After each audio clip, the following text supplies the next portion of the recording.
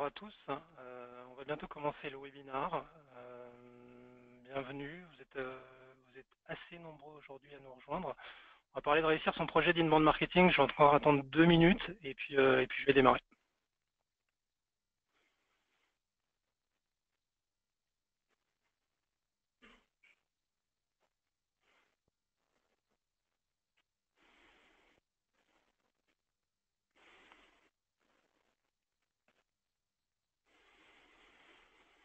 Alors pour ceux qui ont l'habitude de venir à nos webinars, on va mettre à disposition la présentation et on va mettre à disposition le replay du webinar.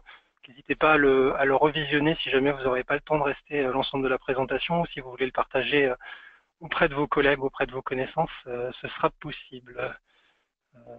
Donc je vais démarrer là dans 30 secondes.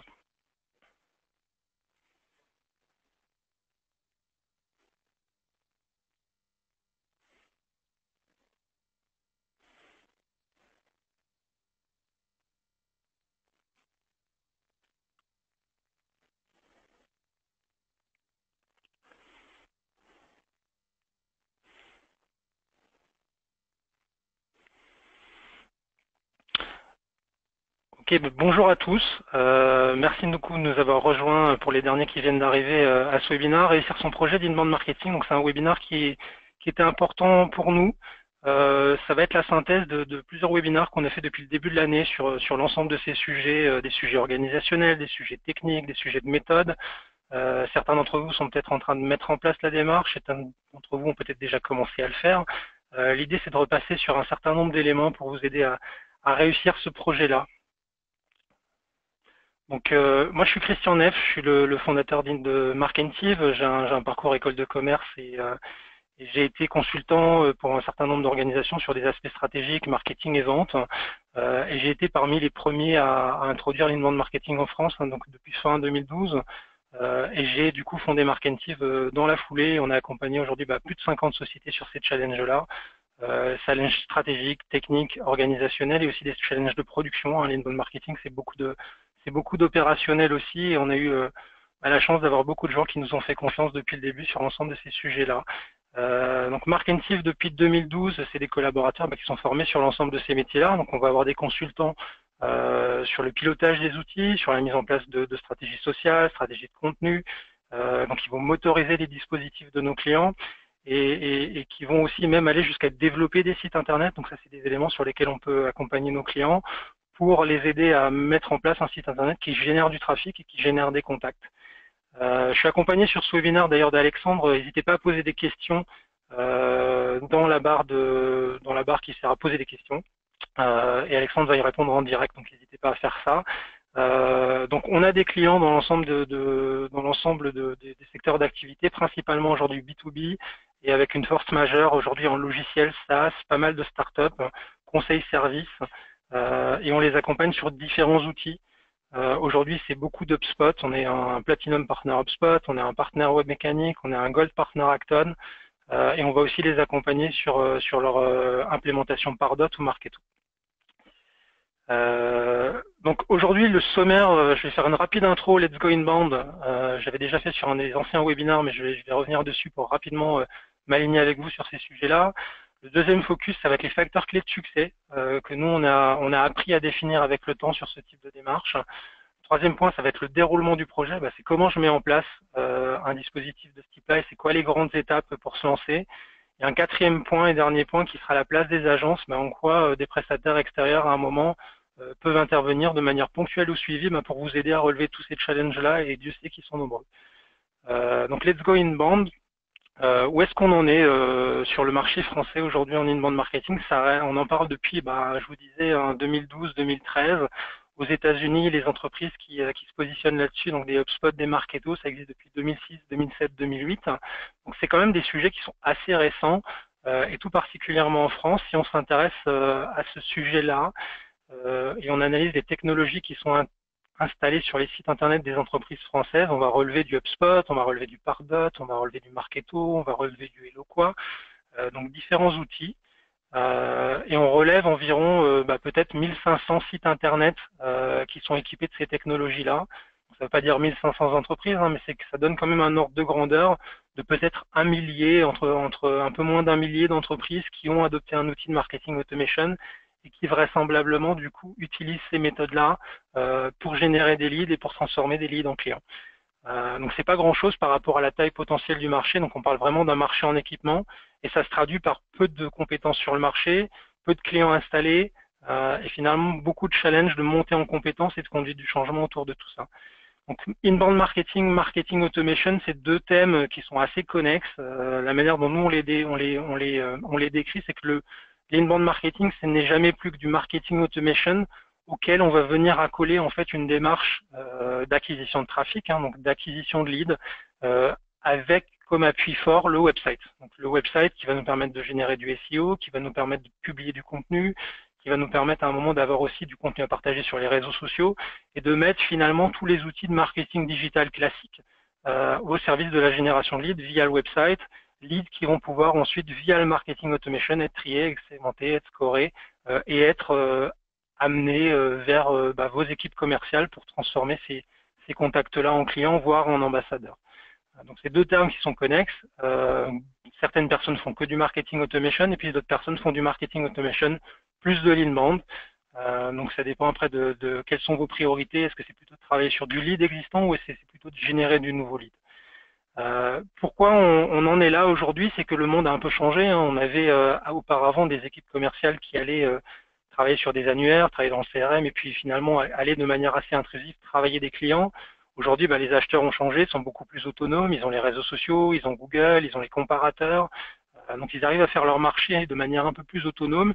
Et le rapport de force s'est inversé, on est plutôt finalement à vouloir les attirer vers nous, plutôt qu'aller leur pousser des messages qu'ils n'ont pas forcément sollicités. Et c'est d'autant plus compliqué que ces leads-là, ils sont tous très différents, ils ont des problématiques différentes, ils ont des niveaux de maturité différents, ils font partie d'entreprises différentes. Certains sont intéressés par ce que vous faites, d'autres doivent être accompagnés sur ces sujets. Et certains sont intéressants pour vous parce qu'ils ont le budget, ils ont le décideur, ils ont la timeline, et d'autres sont pas intéressants parce qu'ils sont hors scope. Et c'est intéressant, ils vont peut-être être intéressés par vos contenus, mais vous n'allez pas être intéressé par eux. Donc l'idée, c'est aussi de mettre en place des méthodes pour travailler sur les bons leads et éliminer le reste. Ça commence par une bonne compréhension des cibles. Alors on parle de buyer persona, ça c'est notre jargon à nous pour dire finalement les profils de cibles. Alors ça va être du DSI, ça va être du DRH, ça va être du directeur général, du directeur marketing, ça dépend quelle est la nature de votre produit ou de votre service. Mais ça commence par une vraie compréhension d'à qui on parle et qu'est-ce qu'on va pouvoir faire de manière à leur adresser le bon contenu au bon endroit au bon moment. Et c'est vraiment toujours ça le sujet. Facile à décrire, très difficile à mettre en place. Et l'inbound marketing est vraiment prend vraiment ça comme étant l'objectif principal. Donc dans la pratique, c'est un peu plus compliqué que ça. On a des articles, on a des livres blancs, on a des webinaires, on a des demandes de démos, on a tout un tas de dispositifs de contenu et toute une mécanique, tout un squelette d'automatisation qui va nous permettre de faire monter en maturité, d'attirer et de faire monter en maturité ces contacts-là jusqu'à les transmettre aux équipes de vente. Et finalement, on se rend compte que par rapport au marketing qu'on faisait auparavant, où on avait finalement un buyer journey, ce qu'on appelle un funnel, où le marketing et les ventes étaient finalement travaillés sur une portion différente du parcours. Aujourd'hui, le marketing va être amené à aller beaucoup plus loin et accompagner beaucoup plus longtemps le prospect dans cette décision, dans cette montée en compétences. Et ça change beaucoup de choses. Et c'est aussi pour ça, j'imagine, que vous participez à ce webinaire, c'est que vous vous rendez compte que maintenant, finalement, le marketing, autant avant, on pouvait peut-être un peu s'en passer, ça devient aujourd'hui de plus en plus difficile. Et ça se suit aussi, tout ça se suit avec des résultats. C'est qu'aujourd'hui, on a tout un tas d'études. On a par exemple des études de Marketo, on a des études de Pardot, on a aussi le State of Inbound, donc l'étude annuelle d'HubSpot, qui nous montre que les gens qui utilisent le marketing automation sourcent davantage de pipeline que les gens qui ne le font pas. Ils ont beaucoup plus de chances d'atteindre leurs résultats. Et finalement, ça répond à toutes les problématiques aujourd'hui des entreprises qui sont généralement de convertir du contact existant en client, de faire grossir le trafic de leur website, d'augmenter leurs revenus, de suivre leur ROI et d'améliorer la productivité commerciale. L'inbound marketing, donc marketing automation plus acquisition de trafic via le website, va venir répondre à tous finalement ces sujets de transformation digitale, marketing et vente. Donc assez d'intro là pour l'instant, je vais rentrer rapidement dans le vif du sujet avec les facteurs clés de succès de l'inbound marketing. On entend souvent les Américains qui vont nous parler de process, people, technology. Donc ça, c'est un triptyque que nous, on utilise aussi en interne. Hein. C'est que les outils sont importants.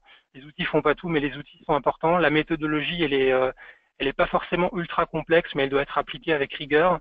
Et les aspects humains sont aussi quelque chose qu'il faut pas négliger. Hein. C'est pas parce qu'on a une bonne méthode et qu'on l'a compris et qu'on a la bonne techno qu'on va forcément réussir, puisqu'on est dans un projet qui est assez complexe et qui a pas mal d'implications. Donc la technologie, il y a plusieurs choses derrière ça. On parle généralement de technologie de marketing automation, technologie d'inbound marketing. On a le website qui va être un élément important et on a le CRM qui va aussi à un moment jouer une part importante dans ce dispositif-là.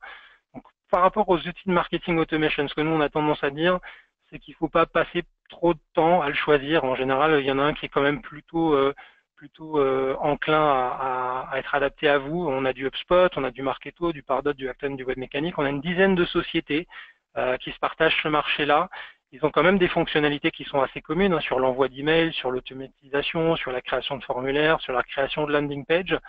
Ce qui va les différencier, c'est par contre leur capacité à se connecter avec différents types de CRM, leur capacité à se connecter avec différents types d'outils de webinar.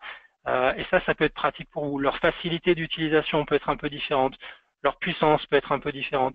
Et généralement, ce qui va vraiment faire la différence, c'est la taille de votre entreprise. Donc, il y a un outil américain qui permet de benchmarker les différentes solutions de marketing automation sur le marché, qui s'appelle G2Crowd. Donc, c'est basé sur les retours des utilisateurs et ça sort tout le temps une matrice, en fait, finalement, qui fait fonction de satisfaction. Donc, c'est la flèche de l'axe des abscisses, hein, c'est ça.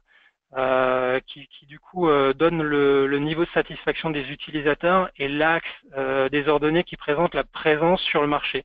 Et si on cumule finalement tout client confondu, on se rend compte qu'en haut à droite, on a les gens les technologies qui génèrent beaucoup de satisfaction, qui sont très présentes sur le marché. Et on va voir du Active Campaign, donc c'est la petite flèche bleue. On va voir du Acton, on va voir du Pardot, on va voir du Marketo, on va voir du HubSpot. Donc ça, c'est les outils qui sont très présents et qui aujourd'hui génèrent pas mal de satisfaction. Si on rentre dans le détail plutôt par type d'entreprise, donc là on a la même figure mais qui est plutôt sur les entreprises petites, on se rend compte qu'HubSpot se démarque aujourd'hui beaucoup sur ce segment-là, parce que c'est une technologie qui est toute intégrée, c'est une technologie qui est quand même assez facile à prendre en main au quotidien, qui a son propre CRM, qui est un CRM gratuit, donc c'est un outil qui se démarque bien aujourd'hui sur le small business. Si on va sur le mid-market, donc là, l'écart se rétrécit avec du Marketo, du Pardot et du HubSpot. Donc, c'est des solutions qui sont beaucoup plus finalement similaires. Et si vous êtes aujourd'hui concerné par le mid-market, vous allez certainement hésiter entre ces différents outils-là. Et si je vais encore un peu plus loin et que je m'intéresse exclusivement aux grands comptes, alors on se rend compte que le paysage s'éclaircit vite et qu'on va retrouver des gens comme Oracle, on va rencontrer des gens comme Acton, on va rencontrer des gens comme Marketo. Et finalement, dans cette vision-là, sur ce segment-là, c'est Marketo qui gagne. Parce que c'est une solution qui du coup est vraiment adaptée à ces grandes organisations avec des besoins de partition de base, avec des besoins d'international, de multi-équipes et avec des niveaux de gouvernance qui sont extrêmement poussés.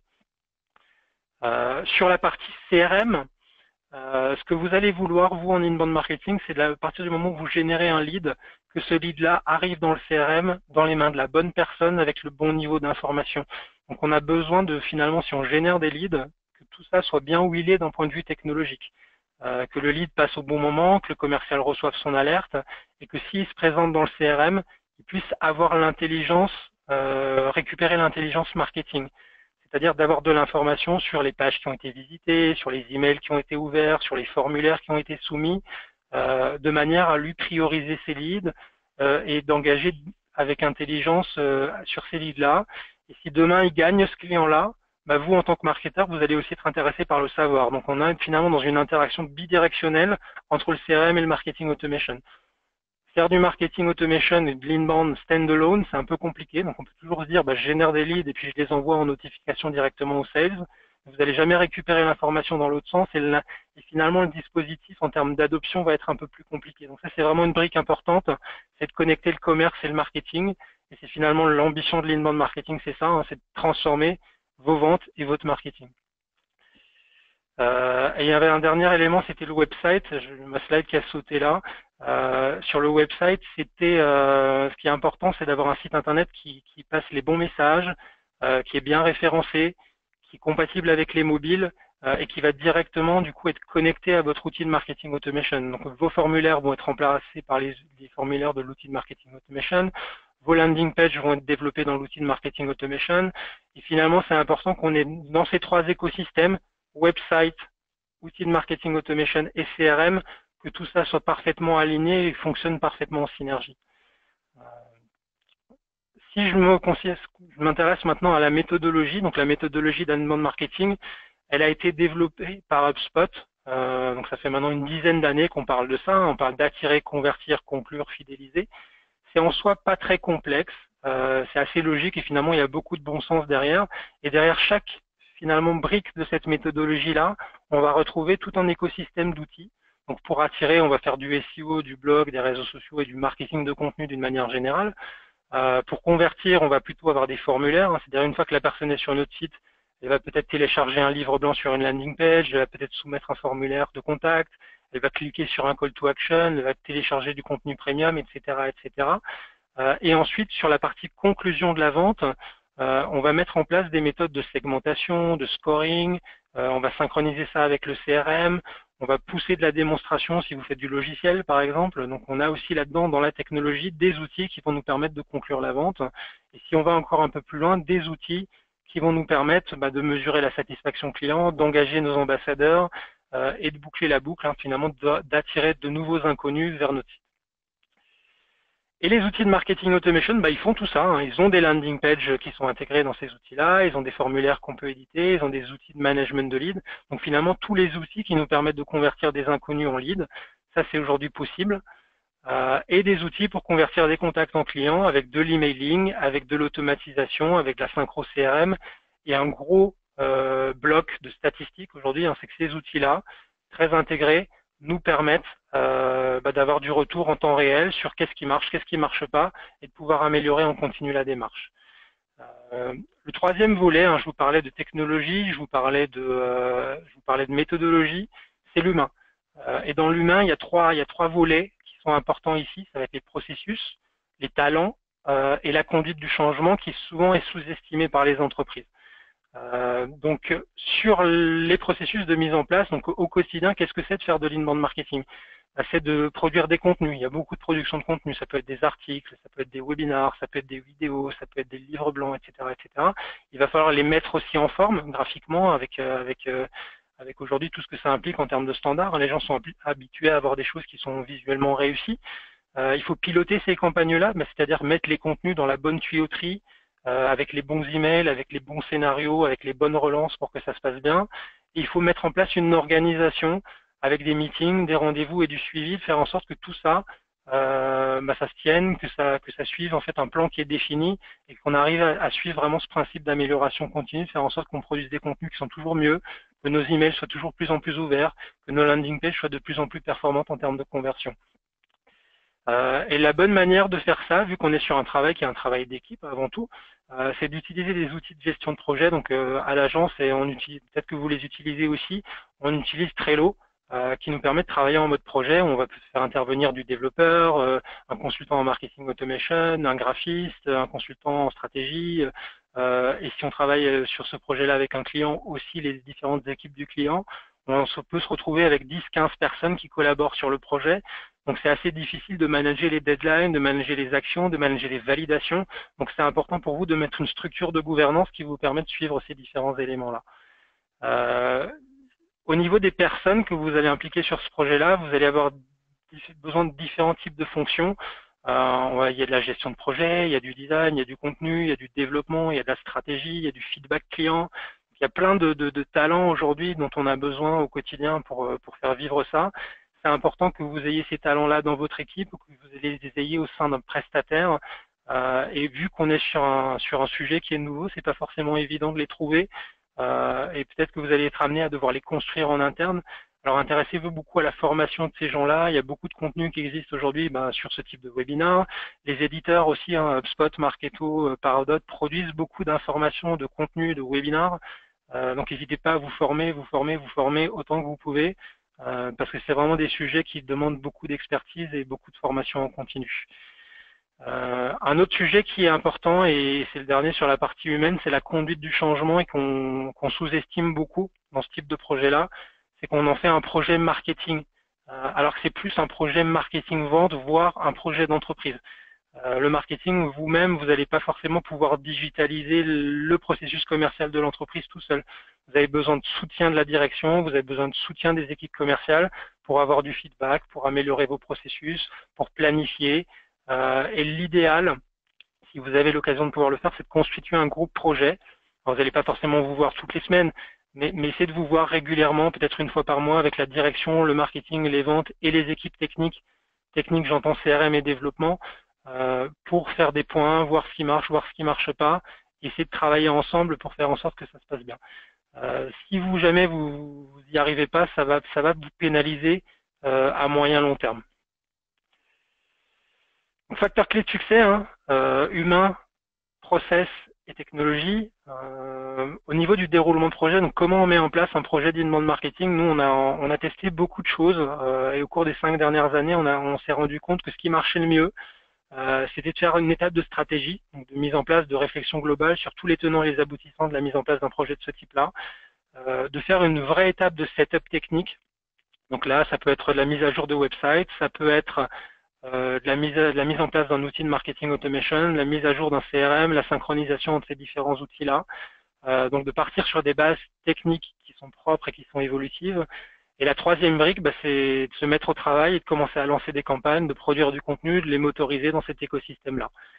Au niveau de la stratégie, on avait fait un webinaire début d'année sur les 9 étapes pour mettre en place une stratégie d'inbound marketing. Les 9 points sur lesquels on insiste beaucoup, c'est ceux-là. N'hésitez pas à télécharger notre livre blanc sur ce sujet-là ou à revisionner le webinaire qui rentrera plus dans le détail ici. J'en parle rapidement et je fais un aparté sur quelques points.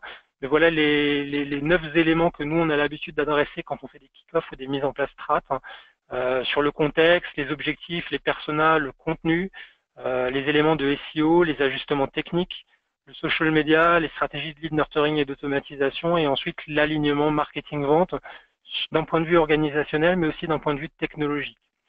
Donc ce qui est important au niveau de l'état des lieux, c'est de vous intéresser à ce que font vos concurrents, de s'intéresser à ce que vous faites sur votre marché. Qu'est-ce que vous faites aujourd'hui en termes de marketing qui marche bien? Qu'est-ce que vous avez déjà comme contenu qui est disponible? Très généralement, les entreprises partent pas de zéro, elles ont déjà des livres blancs, elles ont déjà des événements qui marchent bien. Comment on peut utiliser ça et le remettre dans un squelette d'inbound marketing pour générer des leads et faire en sorte que ces leads-là soient convertis en clients? Donc, essayez de prendre le temps de bilanter, voir ce qui a marché, voir ce qui n'a pas marché, de redresser l'état des lieux par rapport à ça. Un deuxième point qui est important, et ça, si vous ne le faites pas, ça va vous pénaliser, c'est vraiment la mise en place d'objectifs et d'indicateurs de performance. L'inbound marketing, quand vous allez commencer, généralement, vous n'avez pas forcément très bien marché dès la première semaine, mais c'est important d'avoir un cap et de vous dire, voilà, il nous faut tant et tant de clients, ça représente tant et tant de leads qualifiés, ça représente tant et tant de leads, ça représente tant et tant de trafic. Donc si je fais la pyramide, finalement, le funnel à l'envers, et ça va vous permettre aussi de driver l'intérêt en interne. Si vous faites des articles de blog et vous dites, voilà, on fait des articles de blog pour générer des leads, c'est pas très concret auprès d'un directeur général ou auprès d'un directeur des ventes. Mais si vous parlez en termes de leads, en termes de KPI et en termes de retour sur investissement, ça sera plus facile de maintenir l'intérêt des équipes en interne et puis de savoir où vous en êtes par rapport à l'objectif. Donc gardez toujours cette idée d'objectif-là en tête, même si vous les atteignez pas tout de suite, mais ça vous permet de garder ce cap et de savoir pourquoi vous faites ces actions-là au quotidien.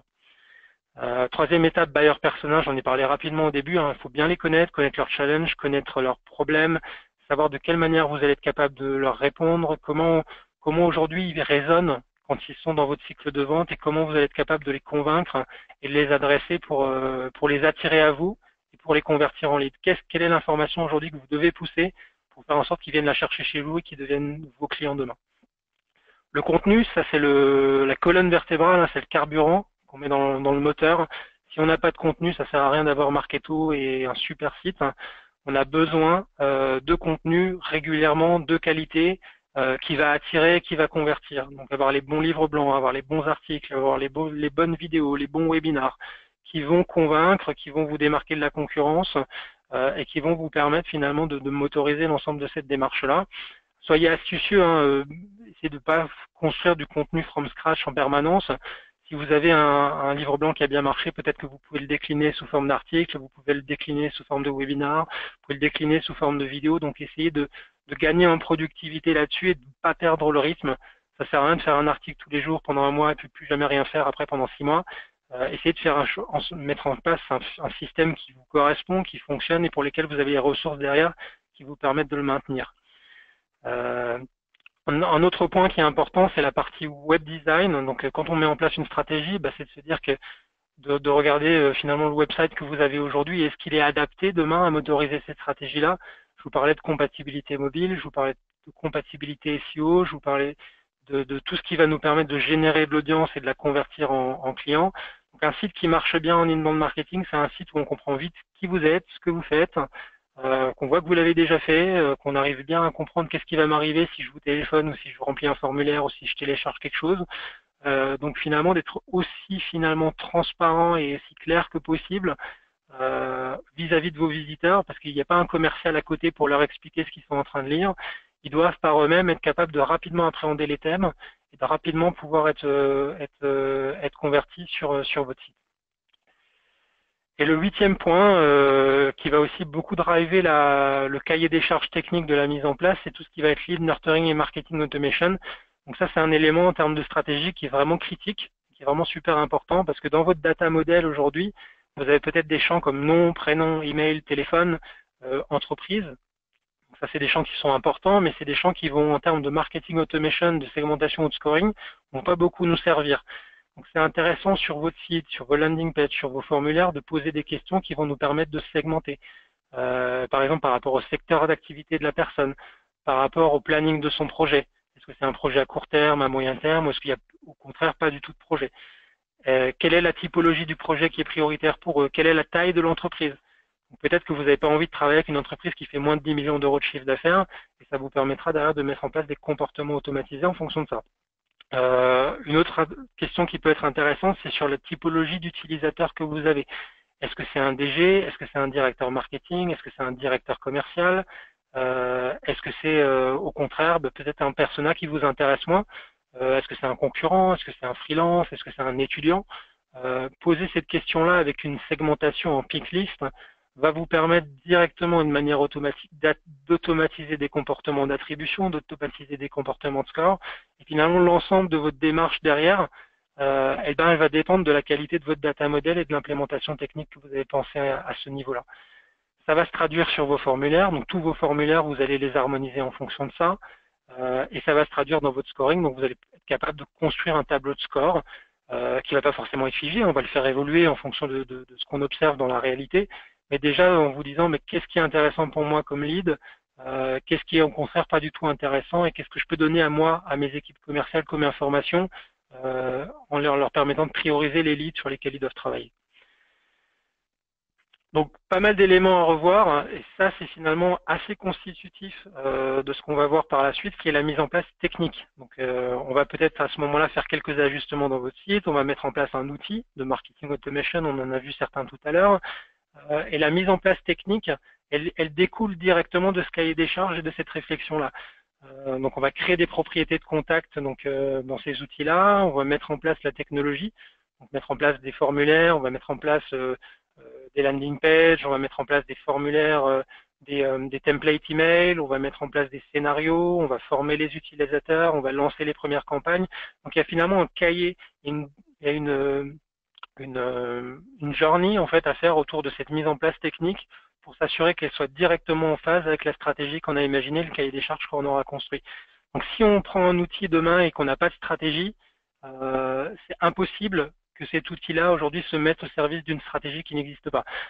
Vous n'allez pas forcément avoir la bonne segmentation en place dans l'outil, vous n'allez pas forcément avoir les bonnes conventions de classement, les nomenclatures, etc., qui vont vous permettre de mettre en place la technologie et de la mettre surtout au service de ce que vous faites. On a rencontré beaucoup de clients qui ont à un moment acheté Pardot, qui ont acheté HubSpot, qui ont acheté Marketo, qui ont implémenté l'outil de manière très très sommaire et qui finalement l'utilisent comme un Mailchimp parce que finalement il n'y a pas la bonne segmentation dedans, il n'y a pas les bons comportements et il n'y a pas la possibilité de créer des segments et de transformer des leads de manière personnalisée en contact qualifié ou d'envoyer ces contacts-là de manière intelligente vers le CRM. Donc c'est important d'avoir des bases techniques qui sont saines sur votre website et dans votre outil de marketing automation. Et la dernière étape, non des moindres, c'est de faire vivre tout ça. On a une bonne stratégie, on a un bon outil. Maintenant, il faut lancer des campagnes. Donc, il faut produire du contenu, il faut piloter ces contenus-là, il faut les mettre en forme. Il faut mettre en place une organisation aussi qui va nous permettre d'améliorer en continu ce dispositif-là, avec des réunions, par exemple hebdomadaires, mensuelles, trimestrielles, sur ces différents aspects. Donc, production de contenu. Essayez de garder un rythme, voilà, peut-être entre 1 et 3 articles de blog par semaine, ça ce sera idéal pour vous permettre de progresser en termes de SEO. Essayez de construire peut-être un contenu premium tous les mois ou tous les 2 mois. Essayez de décliner après l'ensemble de ces contenus-là en infographie ou en vidéo ou en webinar. Essayez de maintenir ce rythme-là de qualité et de quantité de contenu. Mettez ça en forme avec les derniers standards design et graphique qu'on peut imaginer, faire en sorte que ça aussi ça fasse transparaître votre robustesse, votre sérieux via le look and feel de vos différents contenus. Piloter les campagnes, donc ça c'est important aussi, d'avoir quelqu'un qui va être capable de motoriser vos contenus s'ils ont bien été mis en forme, de construire la bonne landing page qui va bien, de faire le mail follow-up automatisé qui va être envoyé à vos contacts, de relancer derrière dans un programme de nurturing. Donc il y a un moment une réflexion à avoir sur le pilotage de ces outils-là, de savoir qu'est-ce qu'on a fait aujourd'hui et finalement qu'est-ce qu'on va faire demain. Et un dernier point, donc les meetings et les suivis. Nous, généralement, on a 3 types de meetings. On va faire un meeting plutôt à la semaine sur les aspects opérationnels. Voilà ce qu'on avait prévu de faire cette semaine en termes d'articles, en termes de landing page, en termes de programme. Donc d'analyser cette partie-là en termes de livret. Au mois, on va être plutôt sur les objectifs.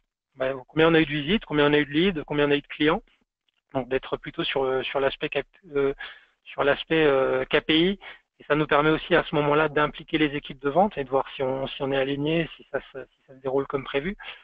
Et on a un dernier niveau qui est généralement trimestriel, où on va essayer d'impliquer des vrais top exécutifs, donc des directeurs généraux, sur l'ensemble de la stratégie et de voir finalement qu'est-ce qu'on a livré d'un point de vue opérationnel et d'un point de vue résultat.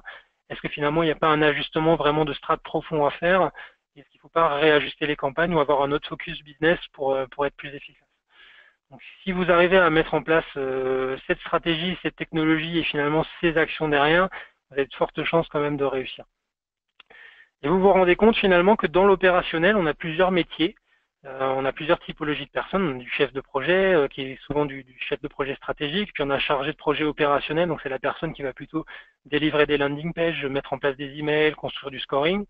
On a quelqu'un qui va être plutôt sur la production de contenu, donc qui va écrire éventuellement des articles, produire des webinars, faire ce genre d'action-là. Quelqu'un qui va être plutôt sur la brique social media, donc on parle parfois de community manager. Quelqu'un qui va être plutôt dans le code, donc qui va te permettre de développer des emails, développer des landing pages, développer éventuellement des nouvelles pages pour votre site. C'est aussi ça, l'inbound marketing, c'est faire vivre le site. Et quelqu'un qui met en forme vos livres blancs, qui met en forme vos maquettes, qui met en forme tous les contenus pour faire en sorte qu'ils aient un rendu professionnel et attractif. Donc, on a à peu près 6 métiers ici. Après, on a certaines organisations où la personne qui va être en charge opérationnelle va aussi produire le contenu et va aussi s'occuper des réseaux sociaux. Mais généralement, on a quand même 4 personnes qui vont être partie prenante sur le projet-là.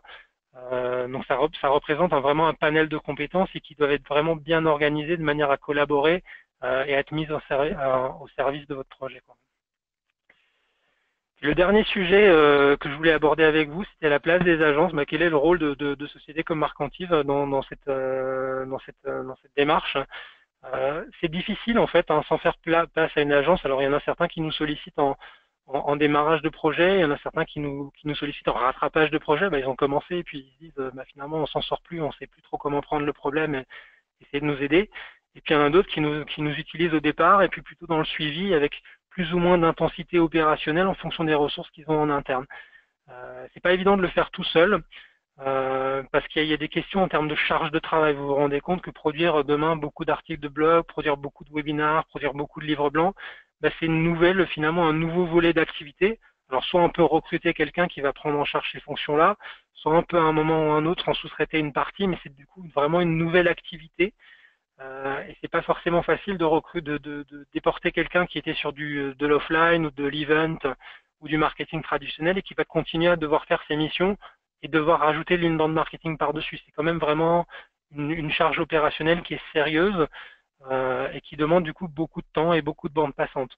On le voit par exemple sur les développeurs avec pas mal de sociétés de logiciels, pas mal de startups qui ont des développeurs et qui disent finalement moi j'ai quelqu'un qui est sur le papier capable de développer mes landing pages, qui est capable de développer mes emails, sauf que dans la pratique cette personne-là elle est soit sur des projets clients, soit en train de développer le logiciel ou l'outil de l'entreprise et elle ne peut pas être staffée sur ce projet-là d'inbound marketing qui du coup est coincé et du coup on n'avance pas et du coup on n'a pas de résultat et du coup ça génère de la frustration. Donc c'est important vraiment d'avoir une adéquation entre l'ambition qu'on a au départ et les ressources qu'on est capable de donner. Donc là, ça peut être intéressant à un moment de se faire aider par une agence sur la partie vraiment charge de travail qui peut être absorbée par une équipe qui est rodée, qui est formée, qui a l'habitude du coup de travailler ensemble. Un autre point qui peut être intéressant, c'est sur la compétence. Aujourd'hui, on l'a vu, c'est des métiers qui sont nouveaux. Donc la compétence, elle n'est pas toujours au rendez-vous. Elle a besoin d'être construite et puis ça se fait aussi en faisant. On devient bon en inbound marketing en faisant. Donc, nous, on a des consultants depuis 2-3 ans du coup qui ont accompagné plusieurs dizaines d'entreprises et forcément ils sont meilleurs que ceux qui arrivent aujourd'hui. Donc il y a vraiment un aspect important, expérience qui va être important. Il y a un aspect formation. C'est important si vous avez demain, vous avez peut-être Salesforce comme CRM et vous dites je vais utiliser Pardot.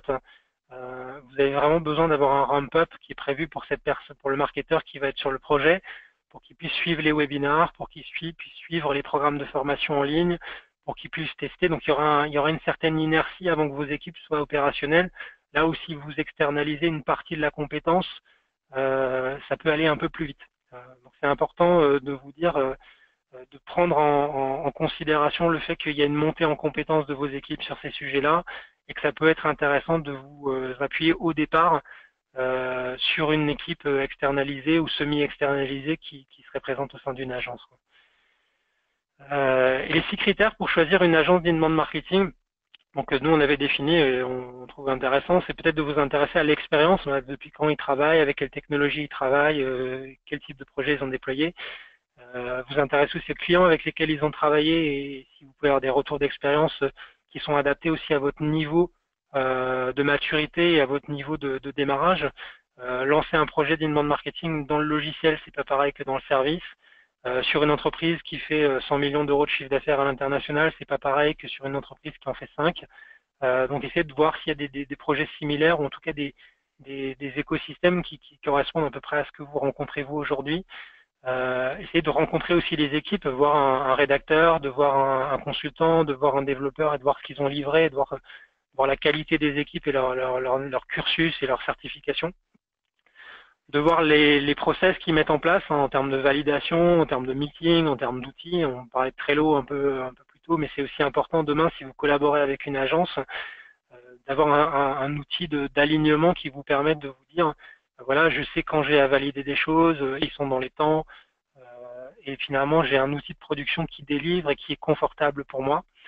Un 5e point qui est la maîtrise des outils de marketing automation. Aujourd'hui, c'est difficile d'être bon sur tous les outils de marketing automation de la Terre. Nous, historiquement, on a beaucoup travaillé avec HubSpot, on a un Platinum Partner HubSpot, on a intégré au fil et à mesure de la croissance de l'équipe et de l'arrivée de certains nouveaux clients sur des autres outils. On a intégré Acton, on a intégré Marketo, on a intégré WebMechanics, on travaille avec Salesforce, mais ça s'est pas fait du jour au lendemain. C'est aussi avec la montée en compétence des équipes et l'arrivée des nouveaux projets qu'on a pu se roder sur ces différents outils-là et ces différentes technologies. Et enfin, c'est la cohérence des coûts et des budgets proposés. Aujourd'hui, si vous voulez externaliser un projet avec beaucoup de production de contenu, beaucoup d'ambition en inbound marketing, et que vous avez 5 000 euros, ça va être compliqué. Aujourd'hui, les ordres de grandeur, c'est plutôt du 50 000, 60 000, 70 000 euros. Donc, c'est important pour vous aussi d'être cohérent par rapport à l'ambition que vous voulez y mettre et les budgets qui sont proposés par votre agence. Autant en mise en place, c'est possible demain de lancer des projets entre 5 et 20 000 euros. Si c'est vraiment une grosse externalisation, les ordres de grandeur, ce sera plutôt entre 50 et 100 000. Et le dernier point que je voulais voir avec vous aujourd'hui, c'était les conseils pour bien collaborer avec une agence, et ça c'est super important.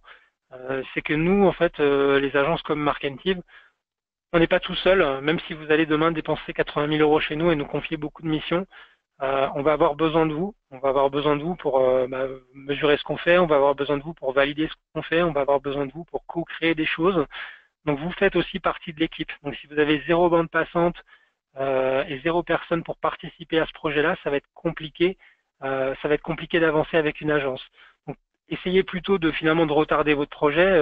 Attendez peut-être 6 mois, 1 an. Et essayez d'être sûr d'avoir quelqu'un qui va être le vrai product owner de cette méthode et qui va être disponible pour interagir avec un prestataire. Sinon, vous avez toutes les chances que ça se passe mal. Mettez en place des meetings réguliers. Hein. Je vous ai parlé de meetings hebdo, de meetings mensuels, de meetings trimestriels. Avec certains grands projets, on a même des meetings quotidiens. Donc, essayez de voir aussi quel framework en termes de meeting va fonctionner pour vous. Soyez rigoureux sur les validations et les timelines. Donc, si on attend de la validation de votre part, si on attend des inputs, si vous devez être disponible pour des interviews, ce genre de choses-là, et que vous n'êtes pas au rendez-vous, forcément derrière votre agence, elle va avoir du mal à livrer, ou elle va avoir du mal à livrer des choses cohérentes. Donc ça, c'est important, c'est que vous soyez rigoureux et que vous vous fiez du coup vraiment au framework qui a été mis en place. C'est partager avec votre agence aussi des objectifs, d'être aligné sur le nombre de visiteurs que vous voulez avoir, sur le nombre de leads, sur le nombre de clients, et sur autant des objectifs qui sont smart en termes business, mais aussi en termes de livret. C'est qu'on soit cohérent des deux côtés en termes de ce qu'on va mettre en place. Et de mettre en place, le dernier point, c'est une routine de collaboration efficace. Je vous parlais de Trello.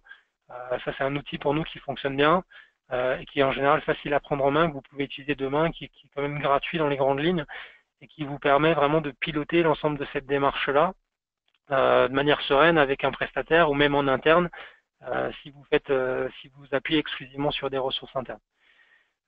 Donc voilà, j'arrive au bout de ce webinaire. N'hésitez pas à me contacter directement. Vous avez mon numéro de téléphone qui s'affiche là. Vous avez le numéro d'Yann aussi qui est un de nos biz dev et qui travaille avec nos prospects pour les aider à formaliser une stratégie, formaliser un projet.